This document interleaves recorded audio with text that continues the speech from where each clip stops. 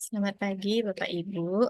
Hari ini saya akan aplikasi dari pembelajaran sesi sebelumnya mengenai optimalisasi laboratorium komputer, khususnya tentang pengetahuan-pengetahuan sederhana yang kita miliki, yang bisa kita bagikan pada teman-teman sejawat maupun kepada siswa. Nah, untuk sesi ini saya akan mencoba membagikan apa yang sedikit saya pahami,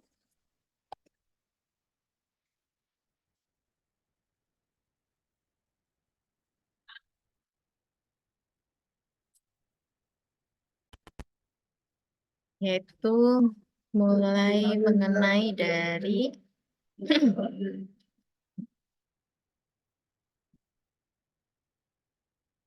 keterampilan sederhana pada Microsoft Word. Nah, Microsoft Word adalah aplikasi yang paling sering kita gunakan. Jadi kita perlu memiliki keterampilan-keterampilan dasar yang membuat kita lebih cepat dalam penggunaannya. Misalnya, menebalkan. Secara aturan kita harus membold, kemudian memilih di menu B. Atau menghilangkannya kita tekan lagi. Namun, ketika sambil mengetik suatu paragraf, kita tidak perlu mencari atau di tengah-tengah kata kita menggunakan huruf bold. Misalnya, nama seorang dosen. Nah, kita tidak perlu cari lagi ke sana. Cukup dengan menekan Ctrl B. Dosen, dosen kimia. Kemudian kita kembalikan Ctrl B. Kita bisa lanjut menuliskan kalimat yang lain tanpa ditebalkan atau di bold. Keterampilan yang lain dalam Word yang bisa juga kita aplikasikan yaitu memiringkan.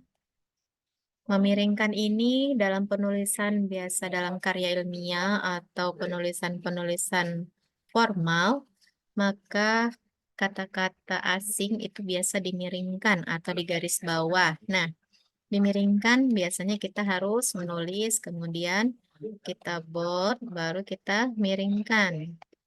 Kemudian kita tulis lagi, kita kembalikan lagi, kita bold, kemudian kita tekan lagi I. Agak lama ya. Nah, jika sambil menulis, maka cukup kita tuliskan, kita ketik Ctrl I, maka huruf yang kita tulis sudah menjadi miring. Misalnya kata asing. Untuk mengembalikannya, kita gunakan ketik lagi Ctrl I, kembali seperti semula, kembali semula. Kemudian, nah, ini kan sangat kecil ya Bapak Ibu. Untuk memperbesarnya, men-zoom out-nya, seharusnya kan kita menggunakan bold, kemudian kita cari size-nya. Nah, nih yang besar, biar bisa dibaca. Nah,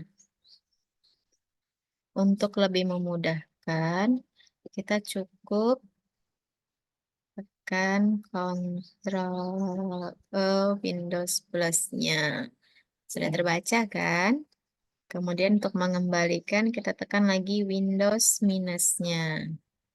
Jadi tidak perlu lagi kita bold, kita kembalikan. Nah, untuk size di huruf kita bisa juga kita bold, kemudian kita tekan Ctrl plus mengecilkan, Ctrl Shift tanda panah besar.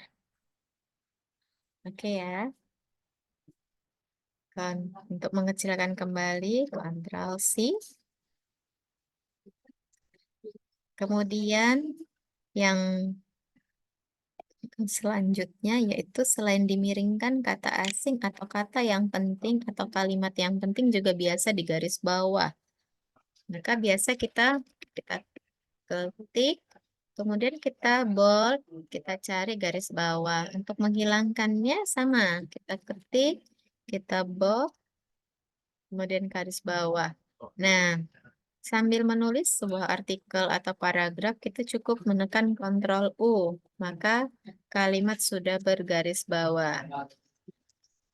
Untuk mengembalikannya, Ctrl U, kembali semula.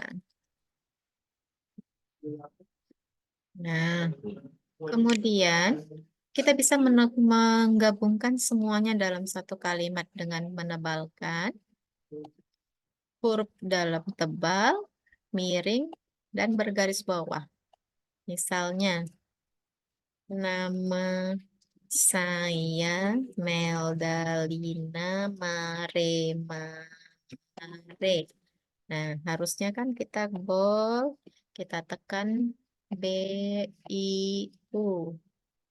Nah, ternyata tidak perlu harus seperti itu. Cukup Ctrl B, Ctrl U, Ctrl I, maka huruf sudah dalam tebal, miring, dan bergaris bawah.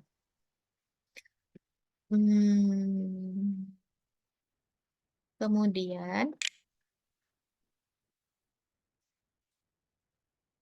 untuk kami guru kimia juga diperlukan suatu keterampilan menuliskan lambang molekul di mana biasanya ada substituen di tengah-tengah huruf yang berukuran lebih kecil.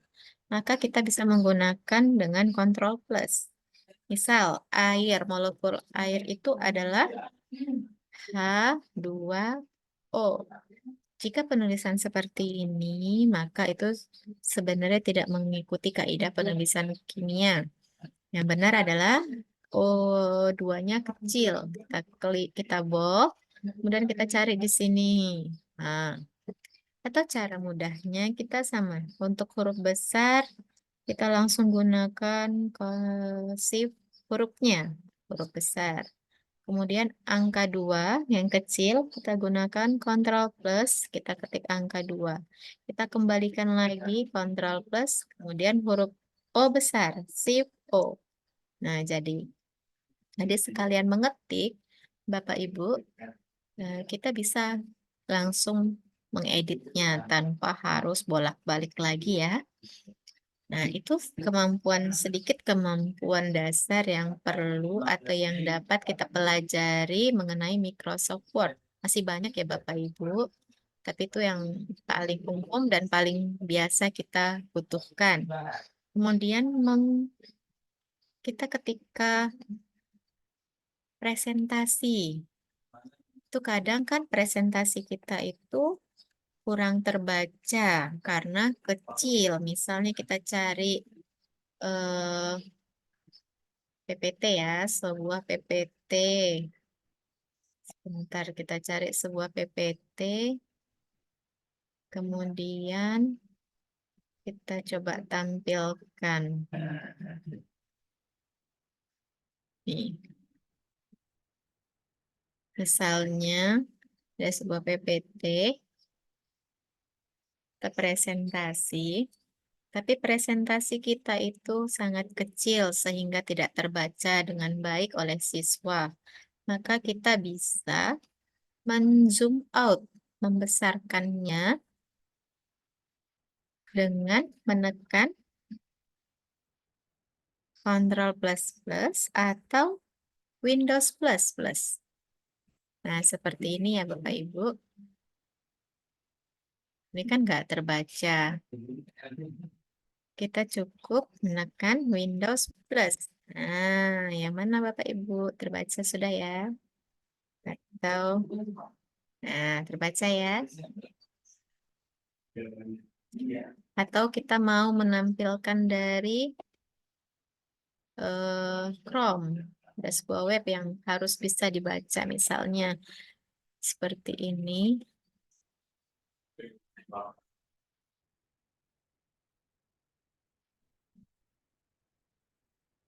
Maaf Bapak Ibu, jaringannya. Nah, ini kan nggak terbaca ya kalau kita tampilkan, maka kita cukup Windows Plus. Nah, yang ini loh, ternyata nih tugas kita ada di sini. Gitu ya Bapak Ibu ya. Atau Control Plus, bisa juga untuk slow motion. Control minusnya untuk mengembalikan. Jadi, untuk menzoom layar, kita bisa menggunakan Ctrl plus plus atau Windows plus plus. Sama untuk mengembalikannya juga kita gunakan Ctrl minus atau Windows minus. Nah, ada tambahan ketika kita jadi guru, kadang kita membutuhkan merekam layar, kemudian dengan suara kita. Daripada kita sibuk mengedit video, maka kita bisa menggunakan salah satunya adalah dengan seperti saya, share screen di Zoom sambil kita rekam. Nanti hasilnya sudah ada video rekaman kita mengenai apa yang terjadi di layar ini. Aplikasi lain juga ada, kita bisa menggunakan Bandicam. Bandicam ini lebih ringan ya Bapak Ibu. Jadi kita bisa menggunakan Bandicam untuk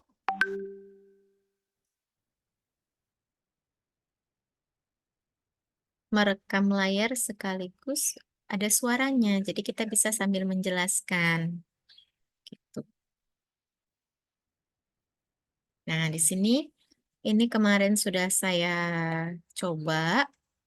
Jadi kita cukup tinggal menekan mulai merekam, maka hasilnya nanti sudah ada video dan suara.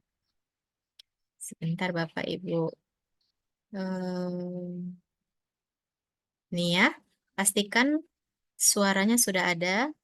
Jadi nanti ketika kita rekam, dia sudah ada suara dan gambar. Kita coba ya Bapak Ibu. Kita mulai merekam. Nah, sudah mulai nih ya. Kita rekam, misalnya kita buka Chrome.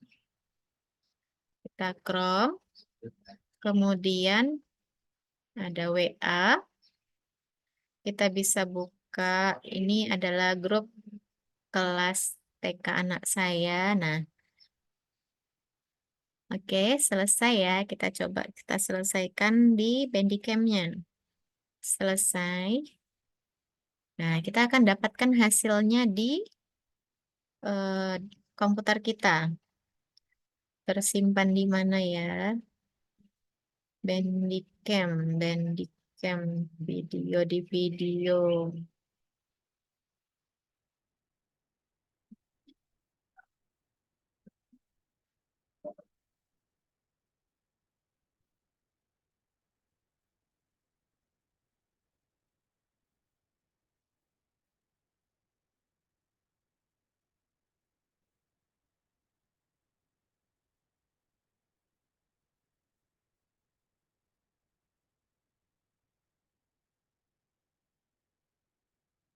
Bandicam, ternyata tersimpannya di dokumen.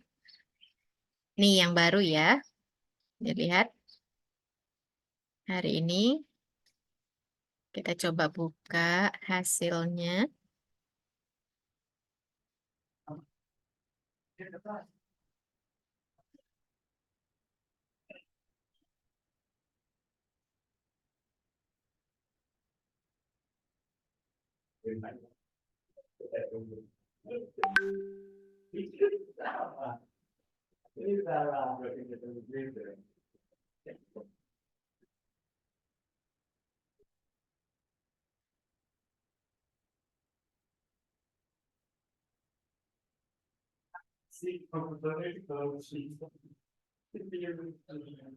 Rekam. Nah, sudah mulai nih ya. Kita rekam, misalnya kita buka Chrome. Kita Chrome. Kemudian ada WA. Kita bisa buka, ini adalah grup kelas TK anak saya. Nah, oke, selesai ya. Kita coba kita selesaikan di Bandicam-nya. Saya Bapak Ibu. Jadi besok Bapak Ibu sudah bisa menggunakan Bandicam untuk merekam materi Bapak Ibu di layar langsung beserta dengan suara Bapak Ibu. Kemudian selain Bandicam, sebenarnya ada juga yang lebih gampang, yaitu tapi tidak sama semua handphone. Dia dengan menekan Windows alternatif R. Windows alternatif R itu bisa merekam layar. Aduh, laptop ini.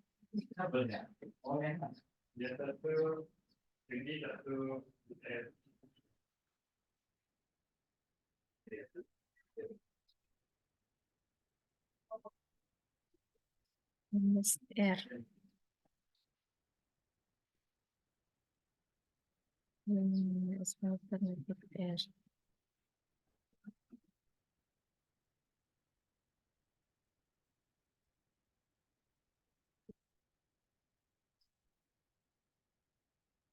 Nah, untuk merekam layar saya lebih ke Bandicam. Kita lanjut ya Bapak Ibu, yaitu mengenai Google Form dan Spreadsheet. Nah, Google Form ini kita gunakan sangat banyak gunanya. Kita bisa menggunakannya untuk membuat soal, membuat form untuk anak, membuat evaluasi diri. Kita ambil tab baru. Caranya Bapak Ibu, kita buka tab baru di perambah kita, kemudian kita lihat ada titik 9, kita cari form.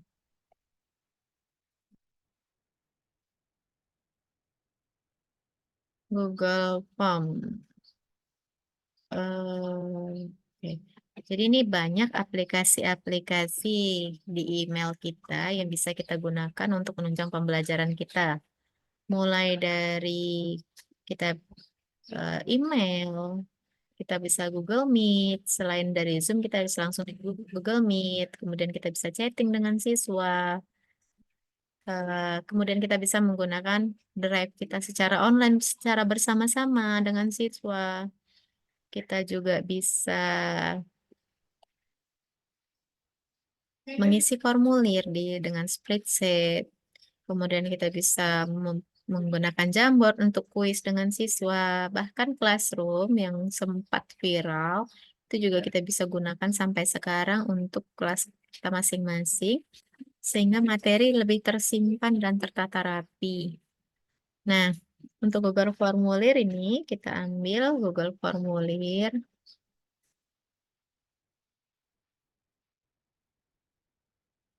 Kita ambil yang kosong ya Bapak, itu kita mulai dari yang kosong. Kemudian di sini kita bisa membuat, misalnya kita mau mengevaluasi, kita melakukan tes sederhana saja ya Bapak Ibu. Misalnya judulnya ulangan harian. Deskripsinya kita buat misalnya ulangan harian ini dilakukan waktu mengerjakan maksimal 30 menit dan hanya bisa dikerjakan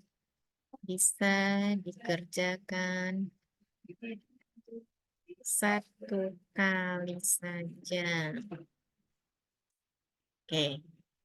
Di sini juga bisa kita atur kalau kita menggunakan email belajar, kita bisa juga kunci akunnya dengan harus akun Google Belajar. Ya Bapak Ibu, misalnya soalnya siapakah presiden kita saat ini? Ini kita mau buat berganda atau esai Bapak Ibu? Kalau esai cukup pilih di sini, kita buat jawabannya pendek ya, karena nama orang pendek. Nanti anak-anak bisa menjawabnya.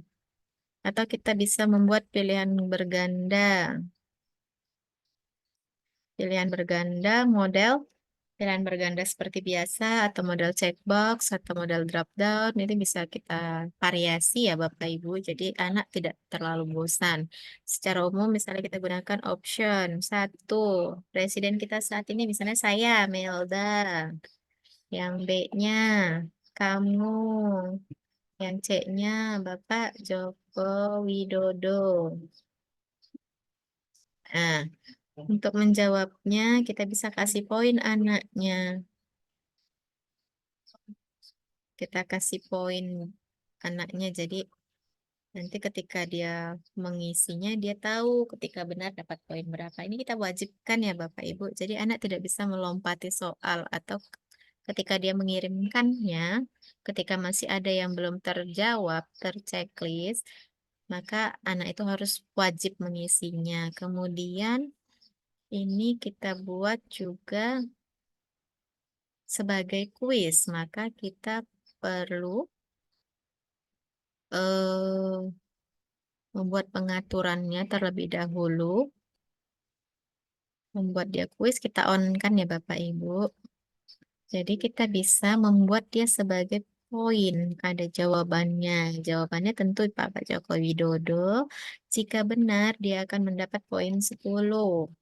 Selesai. Nah, ini sebenarnya bisa masih kita lanjutkan. Posisinya diganti-ganti atau ini ada keterangannya. Kemudian bisa juga misalnya soal esai. Soal esai buatlah esai singkat 200 kata. Nah, kita cukup tidak usah sampai paragraf 200 kata. Boleh short answer, boleh paragraf. Nah, kita tetap buat juga kalau answer kayaknya misalnya kita kosongkan karena dia nanti akan kita periksa manual. Kita wajibkan juga. Jadi anak harus mengisinya atau menggunakan skala. Ini biasanya kita gunakan untuk menilai penilaian teman atau penilaian diri kita sebagai guru misalnya. Bagaimanakah bagaimanakah bagaimanakah ibu mengajar? Bagaimanakah ibu mengajar menurut Ananda? Apakah bosan? Misalnya kita buatnya dalam bentuk skala. Skalanya 1 sampai misalnya 1 sampai 5. Nanti mereka memilih, kita buat keterangannya. Keterangannya skala 1 itu sangat tidak baik, sangat tidak baik, sampai skala 5 sampai 5 itu skala sangat baik. Jadi nanti anak yang bisa memilihnya. Ini juga kita buat wajib mengisi. Nah, untuk mengirimkannya, kita perlu membuat pengaturannya terlebih dahulu. Jadi, kita tidak perlu minta email ya Bapak Ibu. Kemudian,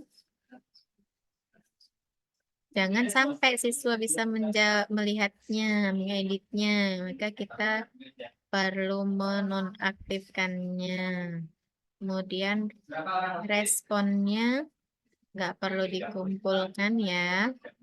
Kemudian hanya 1 kali, maka kita on kan hanya 1 kali. Ini yang paling penting ya Bapak Ibu ketika kita mengasih tugas ke anak-anak. Kemudian, oke. Nah, cukup. Jadi kita nanti tinggal ini kita kirim. Kita bisa buat penjadwalan atau kita bisa langsung kirim dengan email. Nah, ketika kirim dengan email link, kita salin linknya yang pendek saja. Kita kopikan. Kemudian kita kirim ke anak. Bisa dari Google Classroom, bisa dari yang lainnya ya. Bisa dari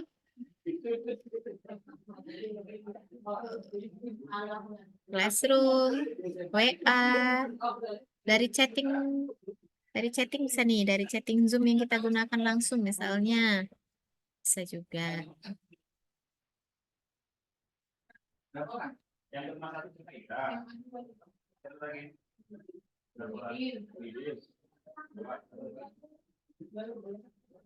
Lain muridin siapa?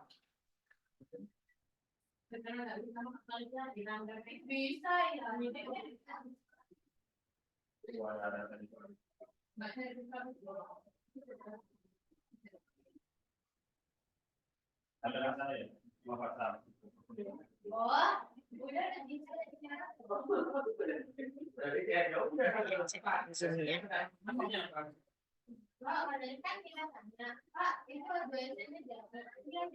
Ini chatting.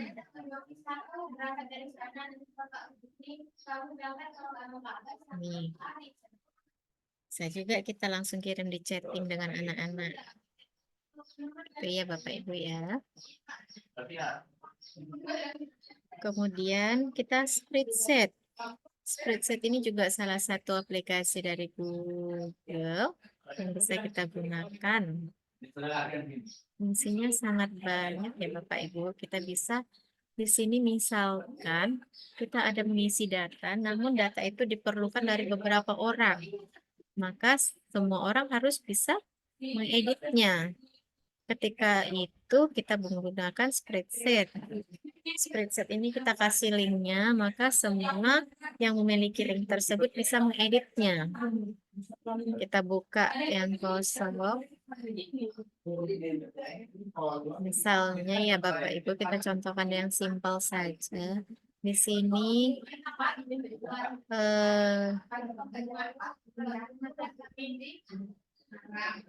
misalnya itu di sini kita mau mengisi nama hari. Kemudian di sini untuk guru kimia yang mengisinya. Guru kimia. Kemudian guru kimia memberikan jawabannya sendiri. Nah, sama. Kita buat juga untuk guru biologi. Ini kan kosong ya Bapak Ibu. Sementara kita punya format, misalnya nama hari, nama bulan, atau nama unsur, atau golongan asam. Biasanya, atau inventaris, nama alat dan bahan, nama alat, kemudian nama bahan, jumlah. Nah, ini bisa diedit dengan format yang sama. Kalau kita buat tambah sheet yang baru itu kosong. Sementara kita sudah punya format. Kita cuma butuh kita copy atau kita duplikat saja dengan hasil format yang sama. Nah, ini untuk guru kimia, ini untuk guru biologi. Kemudian untuk guru fisika. Guru fisika.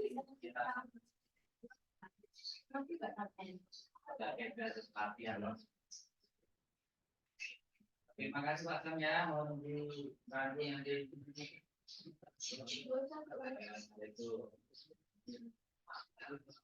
Guru biologi karena sudah ada guru biologi Bapak Ibu. Ini kita hapus ya, kita delete. Kemudian kita duplikat kembali dengan format yang sama. Misalnya sekarang guru ekonomi. Jadi file ini semua guru bisa mengisinya. Nah, di sini yang perlu diperhatikan adalah pengaturannya. Ketika di-share itu kita buka kuncinya. Share-nya itu belum dinamain, jadi kita namakan dulu uji coba pengembangan uji coba uji coba Di mana?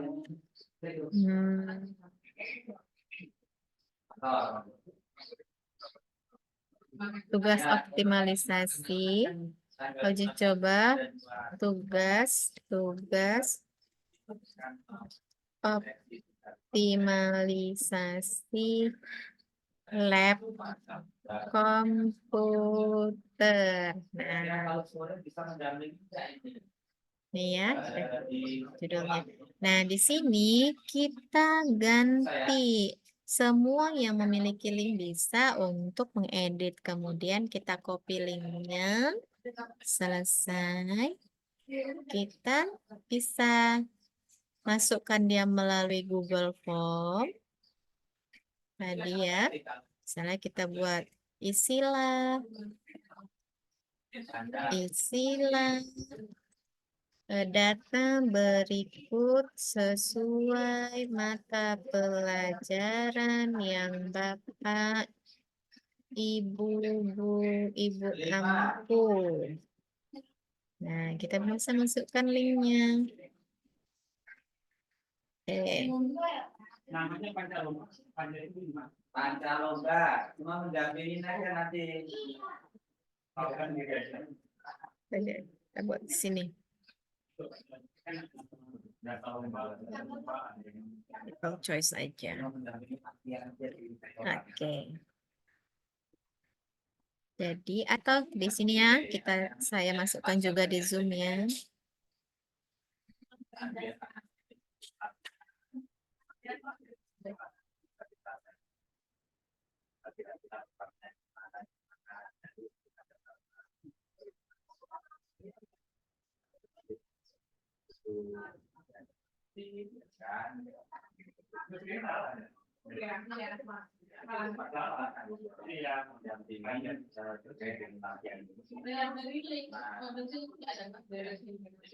Terus spreadsheet yang bisa kita edit ya Bapak Ibu ya. Nah, waktunya sudah ini ya, sangat sedikit. Kemudian kita juga bisa menghilangkan iklan di Chrome itu, tapi karena waktunya sedikit, kita juga bisa memantau monitor lain dengan aplikasi Peon. Nah, kebetulan saya sudah menginstal kemarin pelajaran di tesis sebelumnya tentang Peon. Jadi kita bisa ini, hasilnya nanti kita bisa lihat. Hasilnya kita bisa lihat. Peon. Bintek. Ya, makasih ya. Ya, assalamualaikum.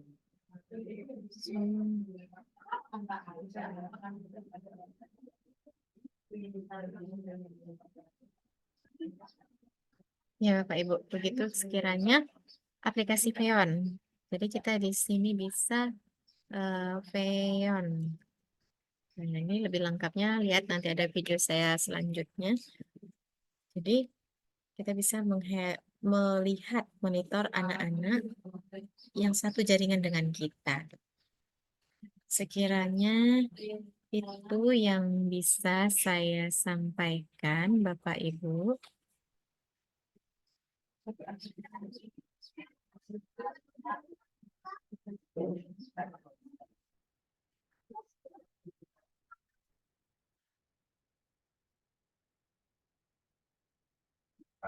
Demikian yang bisa saya sampaikan. Saya ucapkan terima kasih dan sama-sama kita belajar ke depannya masih sangat banyak yang perlu kita pelajari sebagai guru khususnya. Terima kasih. Selamat pagi.